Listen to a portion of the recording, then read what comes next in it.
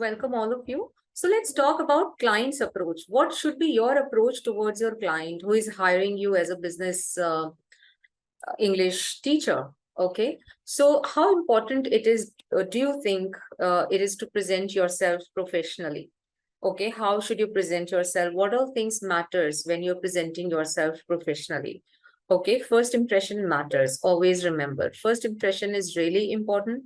Okay. Your professional presentation conveys your competence and credibility. Nobody would want to know how credible you are, how competent you are, how much experience you're carrying. If the first expression that you created over your client is absolutely trash and it's just not good, okay, you're wearing whatever, you're not taking care of your dressing sense, your body language, your gestures, postures, if you're meeting obviously in person, and even if it's a video call, if you're not presenting yourself professionally, if the way you're talking is not sounding professional and you're not sounding yourself as somebody who's extremely professional, who know how to talk business, then of course, how would you build that impression? So please be very aware of the fact that you need to build that first impression. It's important.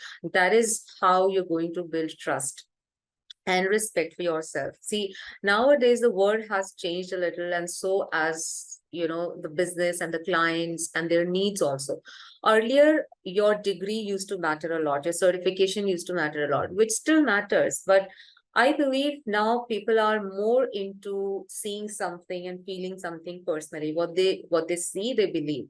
In case you're carrying an amazing degree with yourself and you're not able to present yourself in a way that is just comprehending that degree that you're carrying, it's useless. Okay. So at the same time, when you're carrying whatever number of knowledge, whatever number of years knowledge that you have, or the experience that you have, it should just be so vocal in your personality. Okay, so the way you're talking, the way you're wishing them, the way you're greeting them, I mean, each and everything, the way you're greeting, talking, presenting yourself, talking about your experience, and also at the same time, you're taking interest in their business and talking about how exactly you're going to design the syllabus, asking questions to them, that what exactly are they looking forward after this course gets over, what's the outcome that they want. Okay, that just build that trust in you, that okay, you know your job. Okay, and increase confidence. When you look good, you also feel confident about yourself. So looking professional can help you feel more confident in yourself. Okay, not only in front of the students, because students would come later, but also in front of your clients, where you're obviously present yourself to give interview first. So you're dressing formally matters. Stay classy. It doesn't come with money all the time, guys. Your choices of clothes have got nothing to do with money. The way you walk, how relaxed you are, how cool you are, cool as in your temperament. Okay, you don't get angry, you're very light-hearted.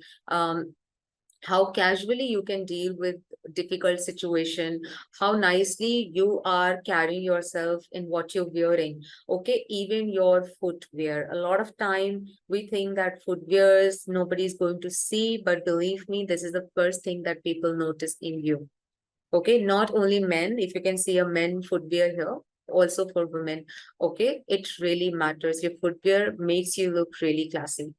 Okay, not dirty. If you're wearing a shoe, it should be polished. Okay, so all of those things. Okay, you don't have to be uncomfortable with what you're wearing, but of course you need to know that with your comfort level, what is it, how professional you need to look. Making an eye contact is important. If you're talking like this all the time, so all of this comes under non-verbal communication. As strong as your speaking communication should be, your non-verbal communication should also be really strong. I've seen many people in my life who talk less. They are people of less words, but then the way they're standing, the way they're presenting themselves, the way they are just, even when in the waiting area, when they're waiting, they are really presenting themselves as a different personality altogether, and people talk to them absolutely different, because when they are sitting in the waiting area for the interview, they're not sounding nervous, they're not seem to be nervous, they're not going here and they're asking questions to people, seeing people that, oh, it happens that we keep on looking at people who are going before us, and we're like, okay, I mean, that nervousness comes on your face. So you'll always see there is this one person who'll always outshine because of the body language, how confident you are, okay, how nicely you're greeting the person who's going to take your interviews, checking on your resume, stand up straight, use open hand gestures, like your hand should not be closed like this, open hand gestures, like the way I am teaching. So if I'll teach like this, I'll sound very nervous, like I don't know anything, okay? So stand up straight, open hand gestures, learn gestures, convey confidence and approachability. Use positive facial expressions, not all the time dull sounding or feeling low.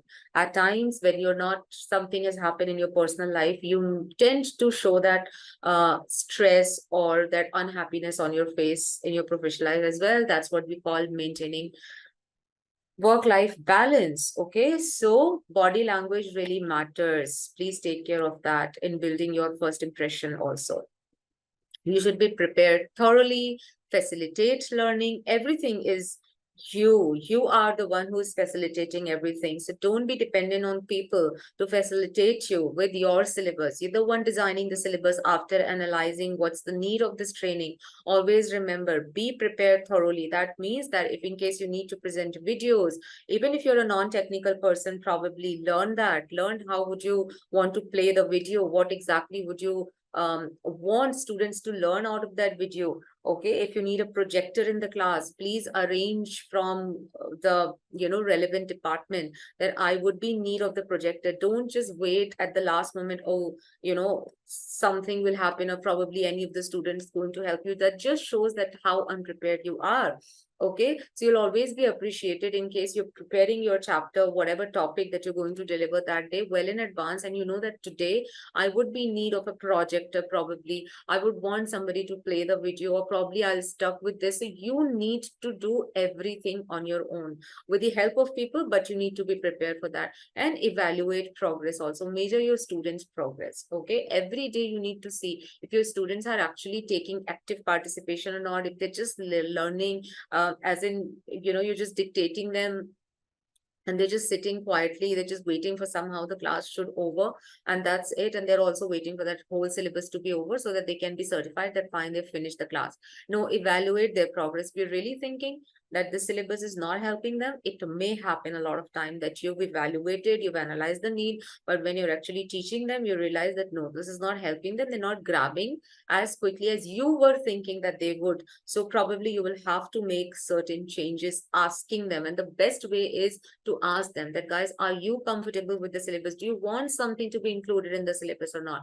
And that is how you evaluate their progress, which is obviously really important.